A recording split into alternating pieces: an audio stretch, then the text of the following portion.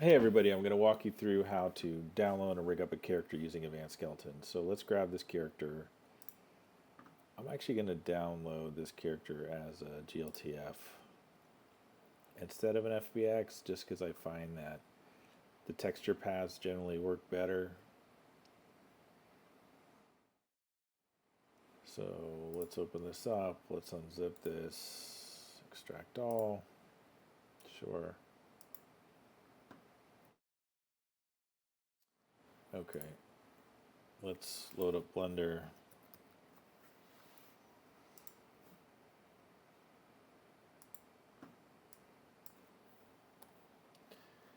And let's grab this GLTF and just drag it in here. I'm just going to use the normal settings. And this is very small, so we're going to have to bring this up, but that's okay. Let's just, we'll grab everything. I'm going to go File, Export, FBX, and Downloads, Astrid. We're just going to save it back in the same spot. Astrid from Blender. Okay. And up here under path mode, I'm actually just going to set this to copy. And I don't need, well, we'll just do this. Export. All right, so let's go, we'll launch Maya. And I'm just going to drag in Astrid from Blender. Let's say import. All right, so what do we have in here? We've got a light. I'm going to delete that. I've got some Sketchfab model. Basically, let me just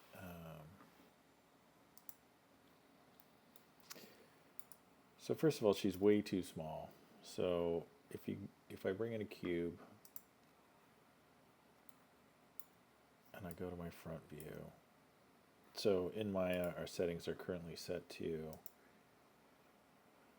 centimeters. So a cube that is a scale of 1 is 1 centimeter tall. So that's not going to work for us. We want her to be 5 foot something. So a 6 foot cube is 183 centimeters approximately. I'm just going to scale this like this and put this on 0 node, and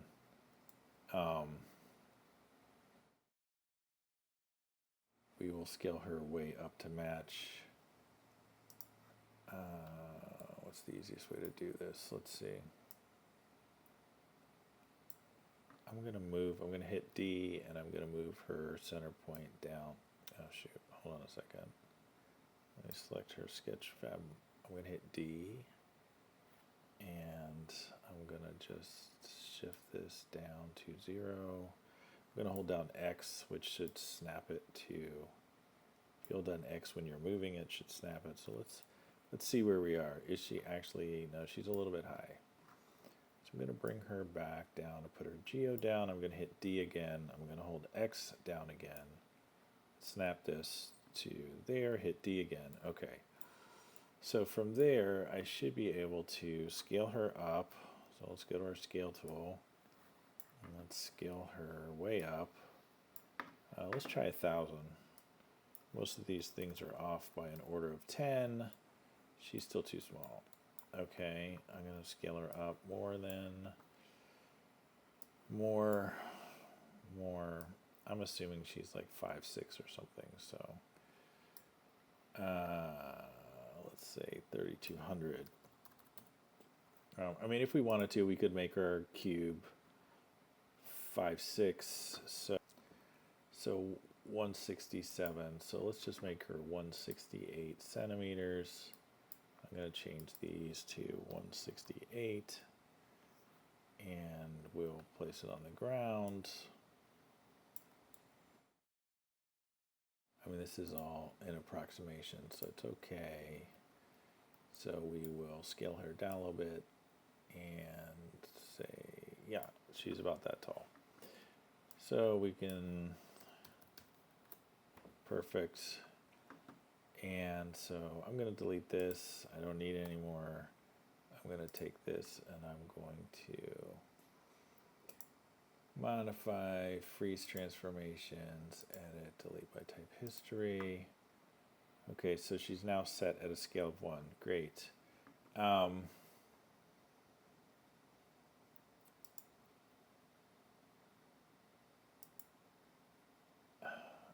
we'll just leave all this stuff like this.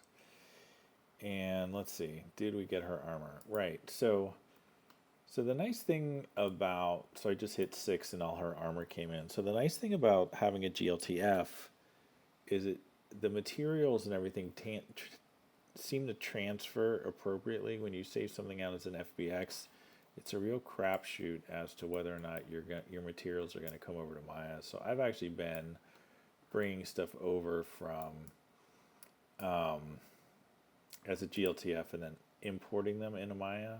If we want to right click and go to her material attributes, we can go through and we could, this is all currently set to Phong. It's kind of just how it's displaying in Maya.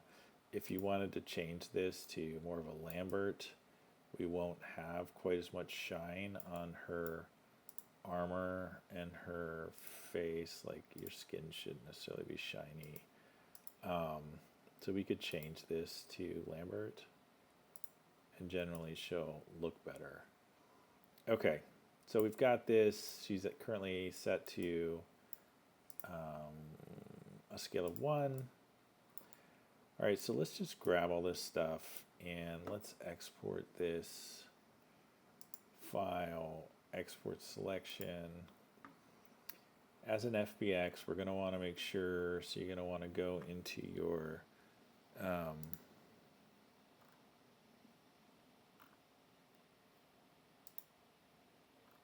export settings, which I'm not seeing at the moment, but let's export this selection. We want to make sure that our materials are included, downloads, Astrid, and I'm going to say Astrid, and I'm going to say pre-Mixamo. Pre-Mixamo, okay, save. And we want to make sure our embed media is on. That's the most important one. So that's interesting that that's coming up later in my 2025 and not before, but it's okay. So let's go to character.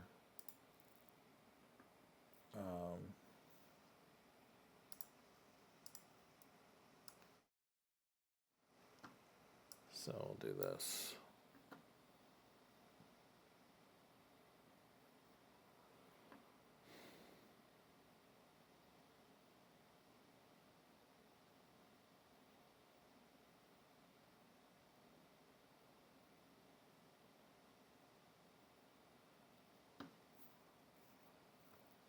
Okay.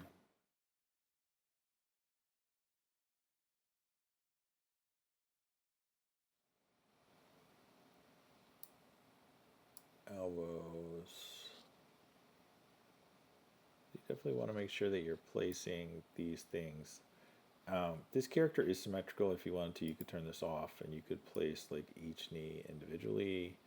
I mean, it doesn't really matter. But if you had a character that wasn't symmetrical, you could do that. We do want to use symmetry, so I'll just leave it on. And I'll place her groin, which you can refer to this picture over here. It's kind of like right. I mean, I don't know where. Let's say it's there. Okay. We're using the standard skeleton. Next.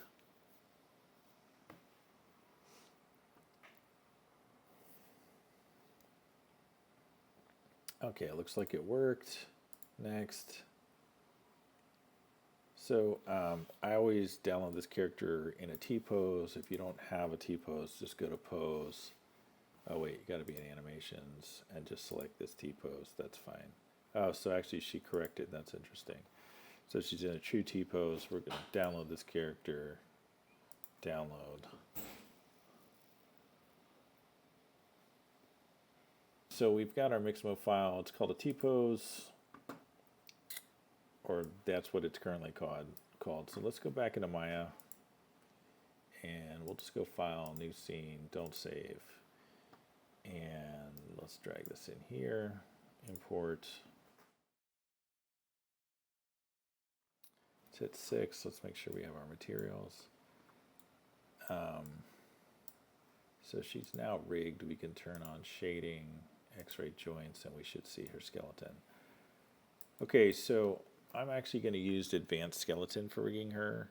You definitely want to make sure that you should probably go in and set your project in Maya and make sure that your source images folder, so all of her textures are pointing to her source images folder. They're currently not. They're currently pointing to my downloads file, but I'm not going to take the time to fix that right now. So we're going to load up advanced skeleton. So to get advanced skeleton, you just go to Maya.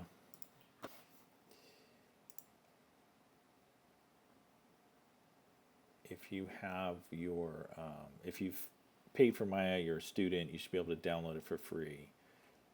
This is actually separate from Maya, so you want to download it from Autodesk. If you can download it, it is a separate product, but you have to pay for it. If you just look up Advanced Skeleton, you'll see it's a separate product, but you don't want to do that. You want to get this free version, and then go through the installation procedure, and then it will appear in Maya as its own tab, and then you can just launch it from here. And there's all kinds of tools in here.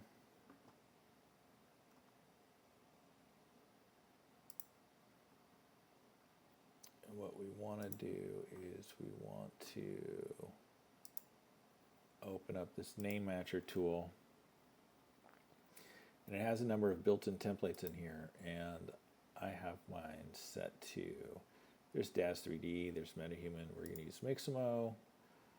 And we're just going to bring up these functions. So under templates, set this to Mixamo, and we're going to check.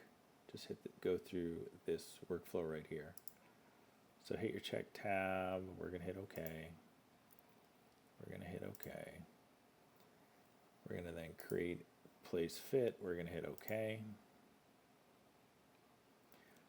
So it's just basically, I've actually never changed this. So just leave that there. We're going to hit show pole vectors. So if we want, we can see where the pole vectors are displaying. If we want, we can straighten them up. We move and make them straight. Okay, that's fine. So this is where your aim constraints are going to appear for your character. So your knee and elbow constraints. We're going to go ahead and hit this build advanced skeleton.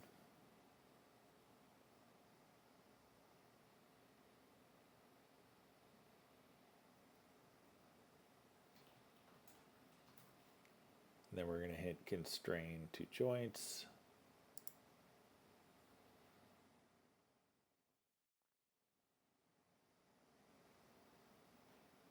Didn't do that. Okay. So now let's check out and make sure that this is all working. We'll grab this controller right here. And let me make this a little bit smaller, and we can rotate this. So her hips appear to be working. Let's grab these aim constraints for the knee. So that seems to be working. So I'm going to go ahead and close these other windows, close this window. So let's talk about the FK controllers for this character. Instead of being over the hands like some, they're actually over the shoulders. And this is not a 0 to 1 controller, it's actually a 0 to 10 controller. So I'm just going to put it on 1 and show you what happens. So notice this box came on to control the hand, but when I move the hand, it's not truly, it's moving the hand just a little bit because the FK is still, forward kinematics is still mainly in control. So if I want the IK to truly drive the hand, I need to change this to 10. Once I've done that, you see the FK controllers disappear, and this is truly in control of this character's hand. So we'll just do the same for the other one. I prefer to work with my IK on. Okay, and then let's select this control. which is the elbow aim constraint. So if we want, we can have them follow, I'm assuming the body at 10. So I'll just do that for this too. And same for the knees. If we want them to follow the body, we could, oh, they're already on. So this is already following the body.